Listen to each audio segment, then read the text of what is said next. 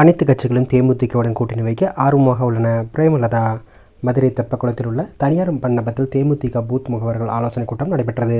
இதில் கலந்து கொண்டு பேசிய அக்கட்சியின் பொதுச் செயலர் பிரேமலதா விஜயகாந்த், தமிழகத்தில் உள்ள பெரிய கட்சிகள் உட்பட அனைத்து கட்சிகளும் தேமுதிகவுடன் கூட்டணி வைக்க ஆர்வமாக இருக்கிறார்கள்.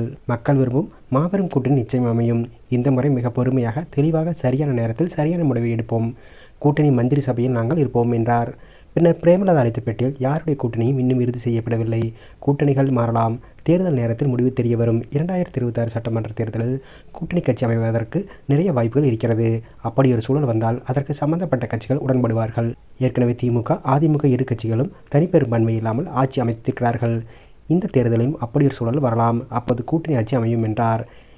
இந்த முறை தெளிவாக முடிவெடுப்போம் என நீங்கள் பேசியதற்கு அதிமுகவுடன் கூட்டணி இல்லை என அர்த்தமாகுமா என்ற கேள்விக்கு, எல்லா கட்சிகளும் எங்களுக்கு தோழமை கட்சிகள் தான். அதிமுக முன்னாள் அமைச்சர் உதயகுமார் கூட என்னை சந்திக்க வந்துள்ளார் என குறிப்பிட்டார். கூட்டத்திற்கு பின்னர் பிரேமலதாவை சந்திக்க வந்த அதிமுக முன்னாள் அமைச்சர் ஆர்.பி. உதயகுமார் மண்டபத்தில் உள்ள தனி அறையில் சுமார் 1 மணி நேரம் காத்திருந்தார். தொண்டர்களுடன் பிரேமலதா புகைப்படம் எடுக்கும் நிகழ்வு முடிந்த பின்னர் மேடையிலேயே வைத்து உதயகுமாரை சந்தித்தார். தொடர்ந்து அங்கு வைக்கப்பட்டிருந்த விஜயகாந்த் படத்திற்கு உதயகுமார் மரியாதை செய்தார். சந்திப்புக்கு பின் உதயகுமார் அளித்த பேட்டியில், பிரேமலதாவின் தாயார் மறைவுக்கு இரங்கல் தெரிவிக்க வந்தேன். கூட்டணி தொடர்பாக எடப்பாடி பழனிசாமி தான் அறிவிப்பார் என்றும் கூறினார்.